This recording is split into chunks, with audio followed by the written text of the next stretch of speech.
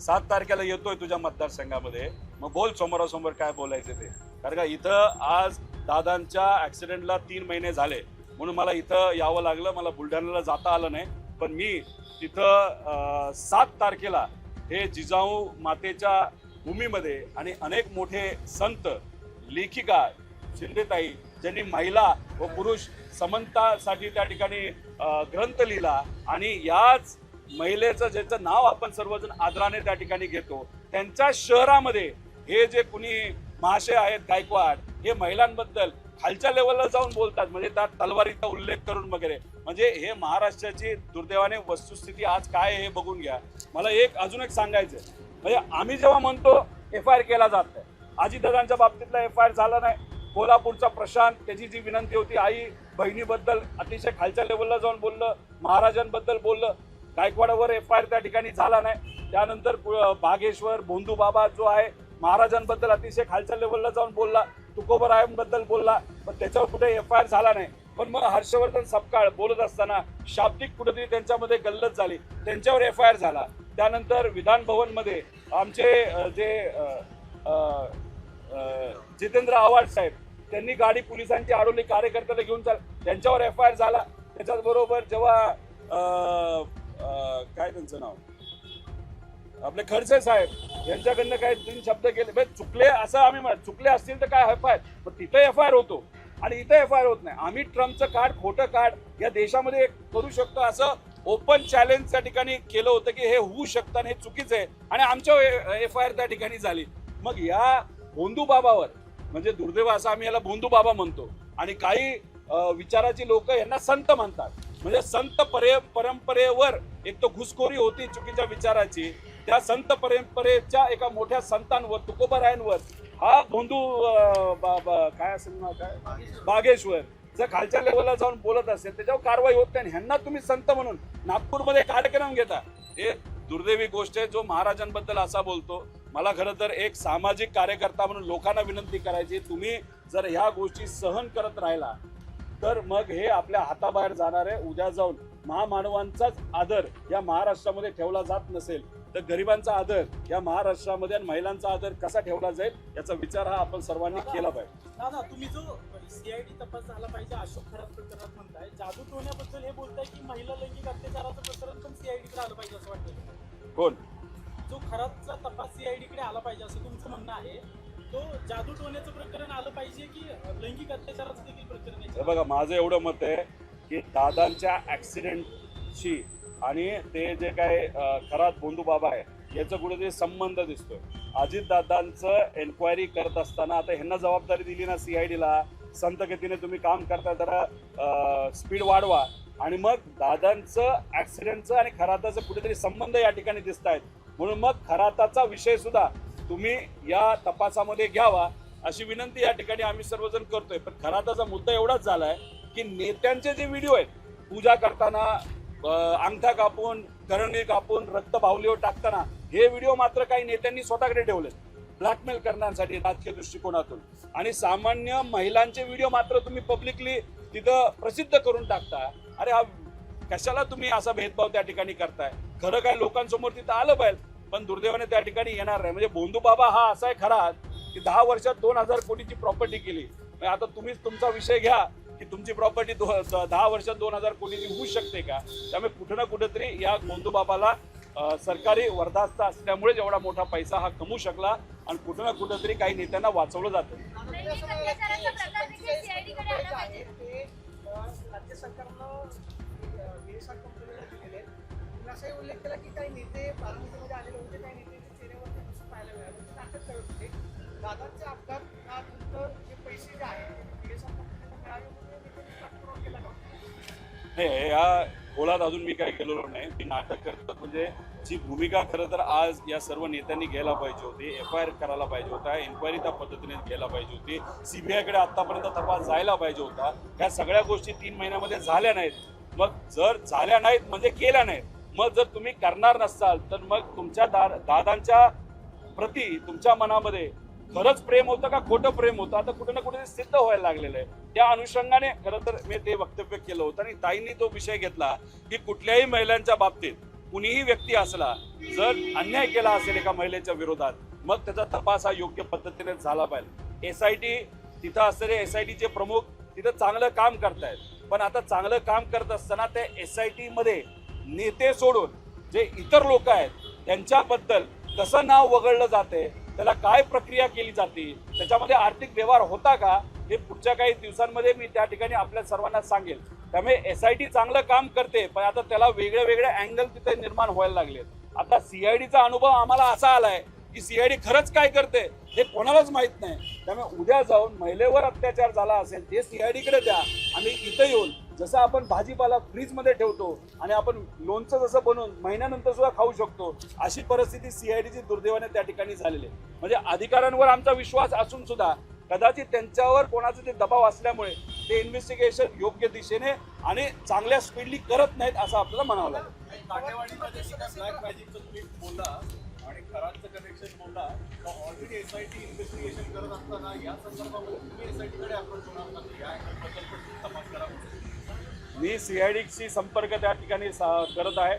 मला असं वाटतं अजितदादांच्या पक्षामध्ये असणारे जे अजितदादांवर प्रेम करणारे आणि अजितदादांसाठी लढणारे जे काही तिथं कार्यकर्ते माजी आमदार कुणी असेल ते उद्या जाऊन मला त्यांना विनंती करायची नाही तर कदाचित त्यांनी सुद्धा तिथं प्लॅन केलं असावं ज्याच्यामध्ये प्रामाणिकपणे लढणारे जे आपले हे आमदार मिटकरी आहेत ते प्रामाणिकपणे तिथं प्रयत्न करतात. ठोंबरेताई आहेत त्यानंतर बाबा पाटील आहेत अजून काही इतर लोक आहेत ते नक्कीच त्या बाबतीत करतील. त्यांच्याशी संवाद साधत असताना त्यांच्या मनामध्ये सुद्धा शंका आहे आणि ते SIT कडे जातील असं त्यांनी काही दिवसांपूर्वी वक्तव्य केलं होतं. ते पुढच्या काही दिवसामध्ये नक्कीच जातील आणि दादांना न्याय देण्याचा प्रयत्न करतील.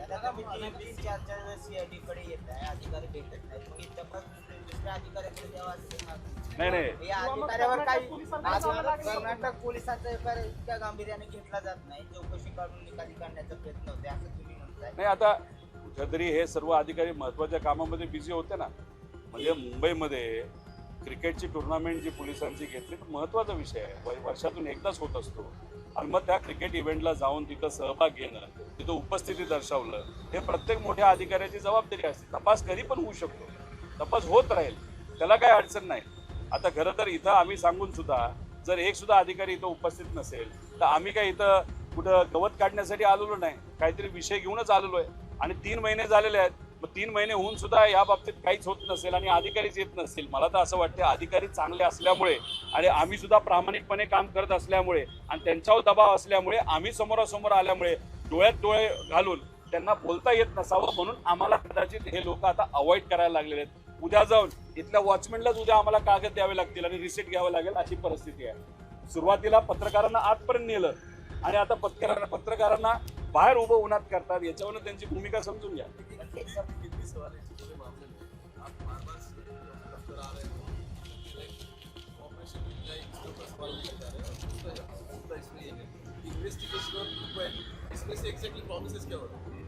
देखो कर्नाटका पुलिस के पास जाने के बाद वहाँ का जो SHO है उन्होंने हमारी रिक्वेस्ट एक्सेप्ट की हमारा FIR एक्सेप्ट किया. वहाँ के जो कोर्ट है उन्होंने उनको परमिशन देने के बाद DGP कर्नाटका ने वो FIR भेजा महाराष्ट्र DGP को. फिर अधिवेशन में ये मुद्दा हमने उठाने के बाद CM साहब ने उत्तर देने के बाद ये यहाँ पे CID के पास भेजा गया FIR. हमारी अपेक्षा थी कि यहाँ पे इन्वेस्टिगेशन होगा लेकिन हम DGP महाराष्ट्र को जब मिले उन्होंने कहा नहीं इन्वेस्टिगेशन नहीं होगा इंक्वायरी होगा. मैं बोला इंक्वायरी और इन्वेस्टिगेशन में क्या फ़र्क है. उन्होंने कहा इंक्वायरी सिर्फ इंक्वायरी होता है और इन्वेस्टिगेशन डिटेल में जाना होता है. मैं बोला अजीत दादा का एक्सीडेंट हुआ उसमें उनकी मौत हुई तो इन्वेस्टिगेशन तो होना चाहिए डिटेल में ही चाहिए. नहीं वो बोले नहीं हम इंक्वायरी करेंगे. आज यहाँ पे सावलीत घे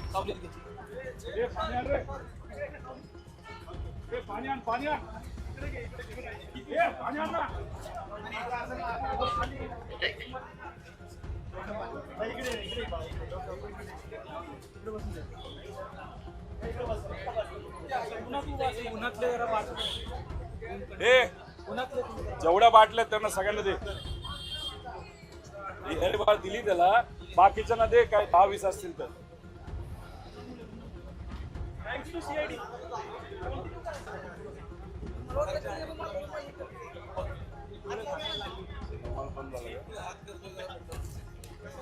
होय युवन, होय दिलं का? माझी एखादी गाडी दे ना त्या ह्याला जायला, हॉस्पिटलला.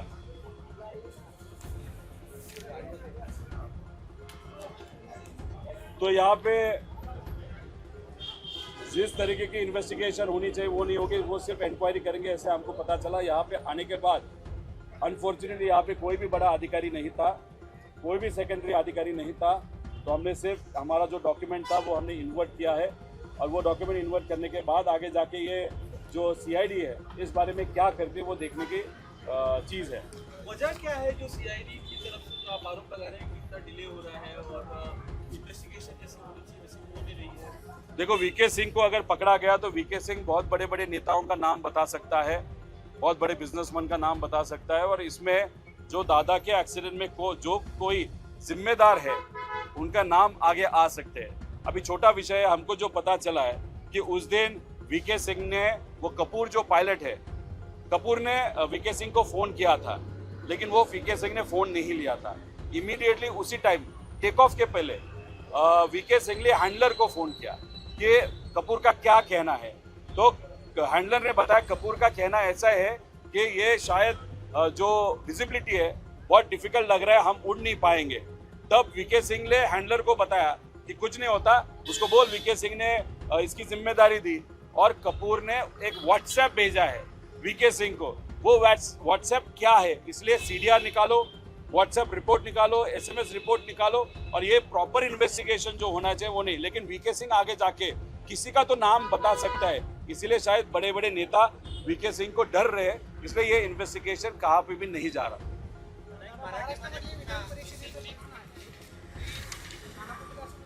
विधान परिषदेची जागा काँग्रेसने लढवली.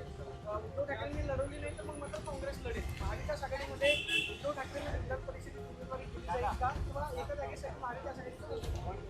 नाही बघा, मला असं वाटतं की पुढच्या काही दिवसांमध्ये कोणाला उमेदवारी दिली जाईल याच्यावर चर्चा होऊन मार्ग निघेल. आत्ता या विषयावर बोलणं हे कुठं ना कुठेतरी त्या ठिकाणी घाईचं होईल असं मला तरी वाटतं. पण सगळ्याच पक्षांनी हे सांगितलं आहे, उद्धव ठाकरे साहेबांनी जर फॉर्म MLCचा भरला तर मग सगळेच पक्ष महाविकास आघाडीचे त्यांना पाठिंबा त्या ठिकाणी देतील. त्यामुळे या सगळ्या विषयांवर चर्चा होऊन काही ना काहीतरी योग्य असा मार्ग निघेल असं आम्हाला तरी वाटतं. पण महाविकास आघाडीमध्ये एक गोष्ट मात्र होणार नाही, आमच्याकडे आर्थिक व्यवहार होणार नाही. जो कोणी व्यक्ती लढणारा असेल त्यालाच पाठिंबा त्या ठिकाणी दिला जाईल. तर बाकी पक्ष या बाबतीत काय करतात हे बघावं लागेल. अमोल मिटकरी असं म्हणाले, जय पवारांना विधान परिषदेची उमेदवारी द्यायला हरकत नाही, ते दादाच्या वाटतं जे आहे सांगलीचं संपर्क पार पाडू शकतात. अमोल मिटकरींना पण दिली पाहिजे. काय तर हे बघा, मी म्हणतोय अमोल मिटकरी हे दादांसाठी लढत आहेत. आता जय सुद्धा मध्ये आधे दादांच्या वतीने एन्क्वायरी योग्य पद्धतीने व्हावी अशी भूमिका सुद्धा तिथं घेत आहेत. त्यामुळे त्यांचं नाव सुद्धा पुढे आलं, पाटील सहकार्य केलं तर चांगली गोष्ट. शेवटी मतदान हे त्यांचीच पार्टी त्या ठिकाणी करणार आहे. विषय त्या पार्टीकडे अतिरिक्त 13 मतं आहेत, त्या 13 मताचा उपयोग हा भाजप नक्कीच तिथं करेल. आणि पहिलं मत हे अजितदादांच्या पक्षाचा जो कोणी उमेदवार तिथं असेल त्यांना दिलं जाईल, आणि दुसरं मत भाजपला द्या असं सुद्धा त्या ठिकाणी सांगण्यात आलं आहे. त्यामुळे एकच उमेदवार जो कोणी असेल तो तिथं निवडून येणार आहे. त्यामुळे जय पवार असतील, अमोल मिटकरी असतील, नाही तर अजून कुणी असेल तर त्यांना त्या ठिकाणी निवडून येण्याची नक्कीच संधी ही चांगली आहे. फक्त अमोल मिटकरी आक्रमक पद्धतीने हे अजितदादांच्या वतीने लढतायत, म्हणून सामान्य कार्यकर्त्यांचा, नागरिकांचं मत आहे अमोल मिटकरी. पण मोठ्या नेत्याच्या मनात जर मुलगा असेल, मोठ्या नेत्याच्या मनात पुतण्या असेल, नाहीतर एका मोठ्या नेत्याच्या मनात पैसा असेल, तर मग अमोल मिटकरीने सामान्य लोक सोडून वेगळ्याच कोणाला तरी त्या ठिकाणी ही उमेदवारी त्यांच्या पक्षाकडनं जाऊ शकते. एकनाथ शिंदेंकडून बच्चू कडूंना विधान परिषदेचं किंवा संधी दिली जाऊ शकते, पण एक अट आहे की त्यांचा प्रहार पक्ष हा शिवसेनेमध्ये विलीन करावा. अरे अशा जर अटी तुम्ही टाकणार असाल की विलीन करा मगच देतो, मग एखादा स्वाभिमानी नेता हे या सगळ्या गोष्टी कुठे करेल? माझं एवढंच बच्चू कडू साहेबांना सांगायचं आहे, तुम्ही महाराष्ट्रात तमाम शेतकऱ्यांनी आंदोलन केल्यानंतर जूनमध्ये कर्जमाफी होईल असं सरकारने सांगितलेलं आहे. त्यामुळे असं व्हायला नको तुम्हीच सरकारमध्ये जाऊन बसला तर उद्या लढायला आम्ही तर आहोतच, पण तुम्ही तो मुद्दा त्या ठिकाणी तुमच्या हातून जाऊ शकतो. त्यामुळे आज एखादं पद घेण्यापेक्षा रस्त्यावर उतरून लढणं हे जास्त महत्त्वाचं आहे असं मला तरी वाटतं. गेले 2 दिवस मुंबई पुणे परिस्थितीवर श्रेयवाद सुरू आहे आणि चिलेचे समर्थक आणि फडणवीसांचे समर्थक. मला काय वाटतं की महाराष्ट्राचा खरंच महाराष्ट्राचा उत्तरावादी कोण आहे? आता याच्यावर बोललं, आता ते दोघांनी त्या ठिकाणी ठरवावं. पण आमचं एवढंच मत आहे की महाराष्ट्रामध्ये इन्फ्रास्ट्रक्चरच्या नावाखाली भरमसाठ पैसे काढले जातात, इतके पैसे काढले जातात. त्यामुळे इन्फ्रा हा फक्त चेहरा आहे. इन्फ्रामॅन कोण हे लोक आणि नेते ठरवू द्या, पण या इन्फ्रास्ट्रक्चरच्या अंतर्गत 10,000 15,000 कोटी रुपये काढले जातात. हे मात्र महाराष्ट्रासाठी दुर्दैवी गोष्ट असं आपल्याला म्हणावं लागेल. म्हणजे एका बाजूला सामान्य कॉन्ट्रॅक्टरचे 1,00,000 कोटी तुम्ही त्या ठिकाणी तसेच प्रलंबित ठेवता आणि इन्फ्रास्ट्रक्चरच्या खर्चाच्या अंतर्गत गुजराती कंपन्यांना, आंध्र प्रदेशच्या कंपन्यांना, तेलंगणाच्या कंपन्याला तुम्ही मोठी मोठी कामं त्या ठिकाणी देता, त्यातून मलिदा खाता आणि मग ह्याला आपण इन्फ्रास्ट्रक्चरचं काय लोणचं घालायचं का?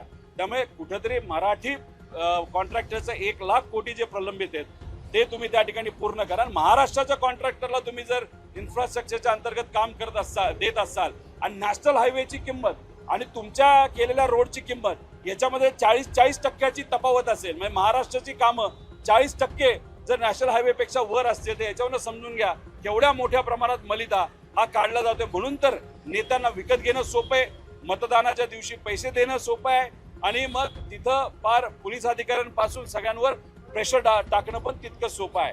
आता त्या मिसिंग लिंकला अजित पवारांचं नाव द्यावं अशी मागणी संघटनामध्ये केली आहे. या मिसिंग लिंकच्या कामावरून सध्या महायुतीमध्ये श्रेयवाद सुरू आहे. अजितदादांच्या पक्षाला एकदा ठरवावं की अन्याय जर एवढा होत असेल, आम्ही तर पुणे जो रिंग रोड याला अजितदादांचं नाव द्या असं आम्ही त्या ठिकाणी सांगतोय. काय आहे, सत्तेतले लोक राजकारणामध्ये कसे गुंतलेले आहेत बघा. म्हणजे पुण्यश्लोक अहिल्यादेवी होळकरांचं नाव बारामती मेडिकल कॉलेजला देण्यात यावं यासाठी दादांनी सुद्धा खूप मोठी भूमिका घेतली होती. आज जर वेगळं काहीतरी घडलं असतं, दादा असते आणि त्या वास्तूला जिथं पुण्यश्लोक अहिल्यादेवी होळकरांचं नाव दिलं तिथं दुसऱ्याचं नाव देण्याची वेळ असं दादांनी विरोध केला असता. पण नाही, बारामती विधानसभेचं 2029चं गणित डोक्यात ठेवून काही नेत्यांना सांगून एका कुठल्या तरी दवाखान्याला दादांचं नाव घुसवलं, मोठा वाद निर्माण केला. कोणाचीच इच्छा नव्हती, कुणीच पत्र दिलं नव्हतं. आम्ही पत्र दिलं होतं रिंग रोडला, तिथं नाव दिलं. म्हणजे राजकारण करत असताना या सत्तेतले नेते कशा पद्धतीने राजकारण करतात. आणि मला अजितदादांच्या पक्षाला सांगायचं, तुम्ही ट्विटर आणि टीव्ही समोर येऊन बोलण्यापेक्षा रस्त्यावर उतरा ना, आहे का हिंमत बघूया. नुसतं म्हणताय की ह्याला नाव द्या त्याला नाव द्या, अरे पण काय केलं काय या गेल्या 3 महिन्यात हे तरी विचारण्याची धमक या सर्व पदाधिकारी आणि आमदारांनी अजितदादांच्या ठेवावी.